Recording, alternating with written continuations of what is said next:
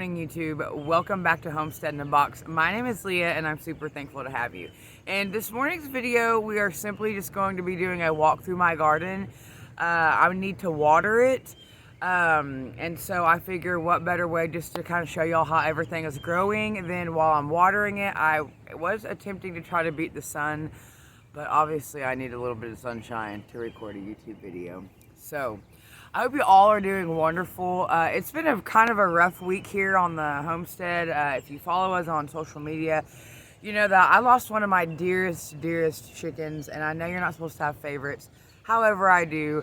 And so for me, it kind of put me down for a couple days, and so it's Thursday and I'm just now getting the opportunity to record a YouTube video.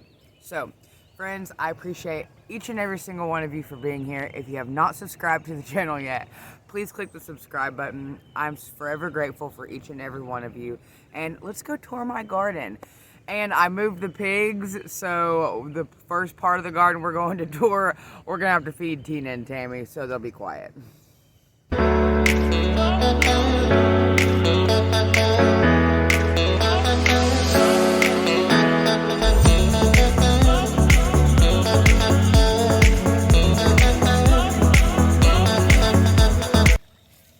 Say good morning. All right, we've got Tina and Tammy fed, getting them some fresh water. So this is my actual in-ground garden area. I ran out of raised bed space and container space, and I wanted to keep growing food, so I just started an in-ground bed. And you can see where I have corn and sunflowers here. Look at this. So awesome. And then I think this is the most beautiful thing. I've never grown sunflowers, but these are about to pop open. These are called roundabout sunflowers. This is just regular corn over here. And then over here I have some glass gem corn, which is like decorative corn. It's come up way better than the regular corn, sweet corn. Down here I have some black diamond watermelons. I had to go on a hunt for these for my dad and I, but I've got several of these plants. Here you're going to see some plants that look unhealthy, and just keep in mind that I organic garden here, so some of the plants are going to look unhealthier than others. For instance, over here, if you come into my acorn squash, you can see where this plant right here, this middle plant here, it's probably taken a little bit more of a beating than the others from squash bugs. And that's basically, I'm just letting the squash eat this plant while they hopefully keep my others away. But as you see over here, these got some yellowing on them too. And then that is a row of corn I came in and succession sowed a couple weeks later after I planted the corn over there. Alright, this is my first raised garden bed. I need to get this weed out of here. And I wanted to show you all something real quick. This is a tomato plant here. And in this bed I have tomato plants and just some okra, some random plants that I can easily pull out once it becomes time for me to plant my fall garden. But the tomatoes in here, I haven't trellised or anything. And look at all of these. These are roots, so tomatoes actually vine. They are not meant to grow vertical. They're meant to grow along the ground, but obviously when you grow things along the ground, I wonder if y'all can see that. When you grow things along the ground, you have a higher chance of disease and pests and things like that. But I did want to test these out and see how they would do, just kind of growing uncontrollably. Also in this bed, these are all sunflowers, and then I do have some okra in here I was going to show y'all. Before I move on, here's some okra. This is called Alabama red okra. Alright, in my last video I mentioned succession sowing, and I just want to touch on it real quick in this video. The more research I did, the more I was like, no, everybody has different succession sowing routines. So I have a couple things for you. One, I was recommended Johnny Seeds has a succession calendar online. It's free, totally check that out. But then one thing that just has stuck with me is if you know your first frost date and you know how many days you have until your first frost date, you can plant as much food as you want. You know, for me, I've read enough books and I've watched enough YouTube and things like that to where I know internally in my brain that cucumber, squash, zucchini, the varieties that I have take anywhere from, 50 to 70 days. Okay, well, I still have 120 something days, maybe even more than that, until my first frost date. So I know I still have plenty of time to plant those things. Now, totally upfront and honest, I'm not on a schedule. I'm not on a routine. I'm not on a schedule. I aspire to be better at that. But however, right now, I'm not. Like whenever I think in my head, oh, go replant some okra. It's been 3 weeks. You have okra already growing, so go replant some more okra. Cucumbers the same way. Whenever I harvested my first cucumber the other day, I was like, okay, well, go ahead and plant some more.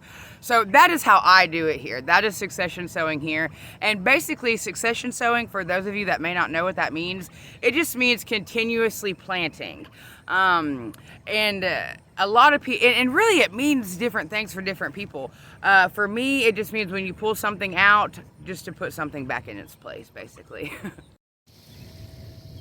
All right, the next bed I'm watering is my cucumber bed.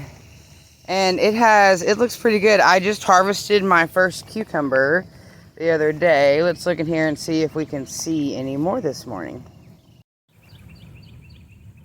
In this bed, I have several different cucumbers planted.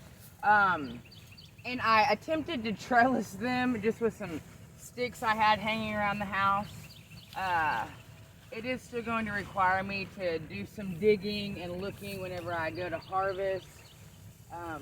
I do see some cucumbers here that I'll pick. I love cucumbers, so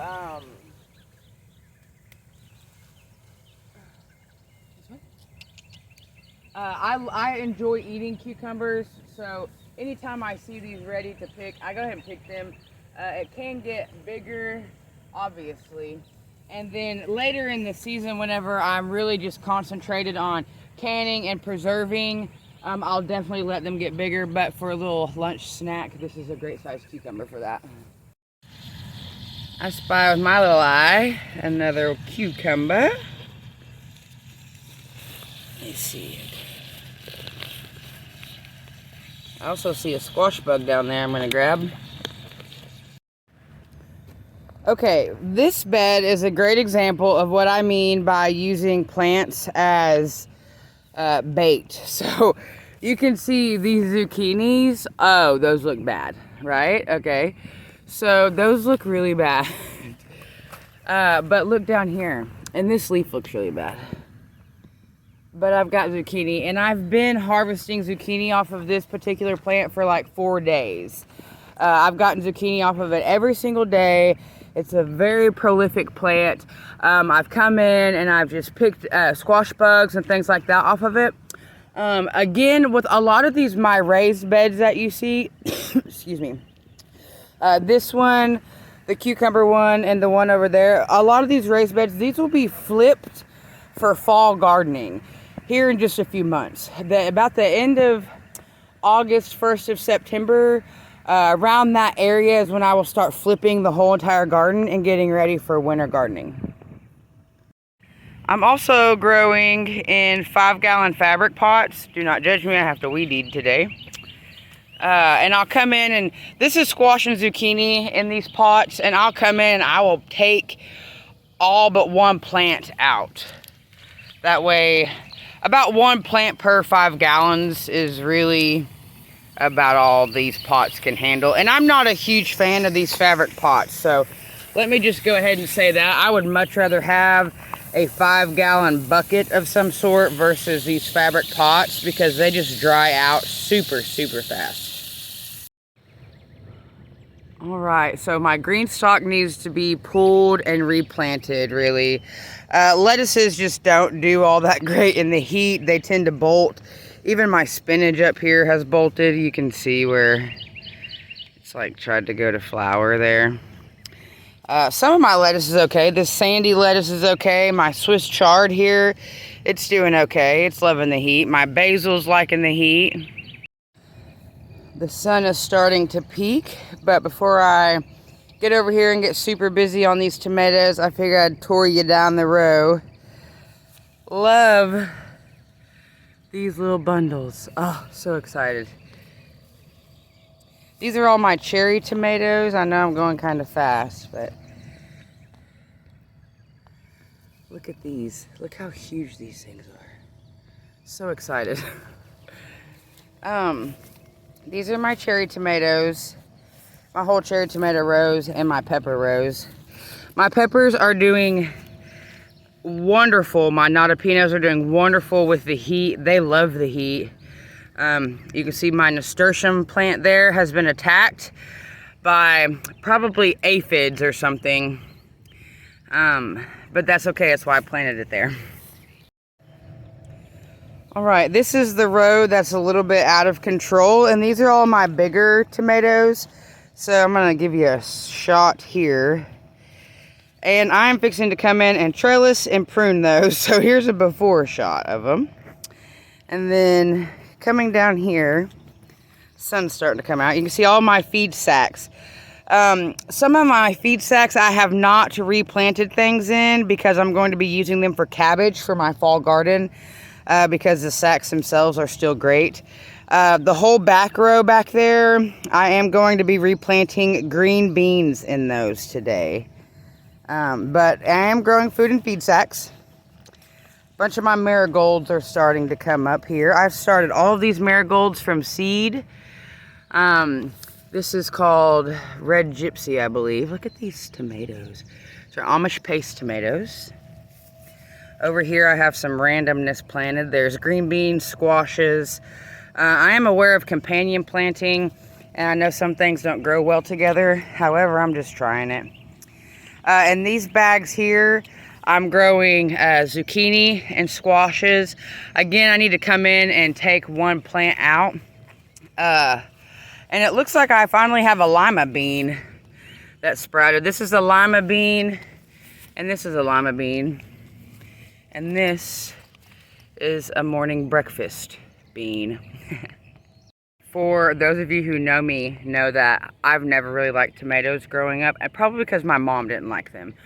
But however, several years ago, I had a fresh tomato from a garden and from a gentleman selling them at a farmer's market. And ever since then, I like tomatoes. That was a super juicy one.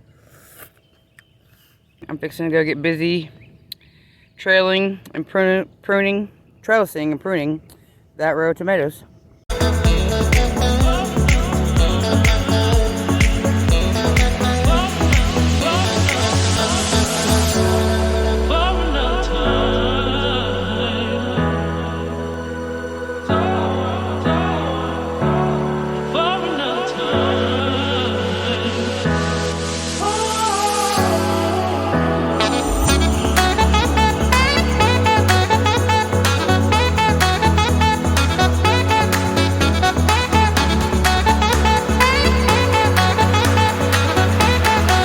YouTube, thank you so much for coming hang out with me this morning and taking a little garden tour. I'm super grateful for each and every one of you that have clicked that subscribe button and notification bell and that are choosing to watch my videos. It means so much to me. You have no idea how much your support really does truly mean to me and to my farm.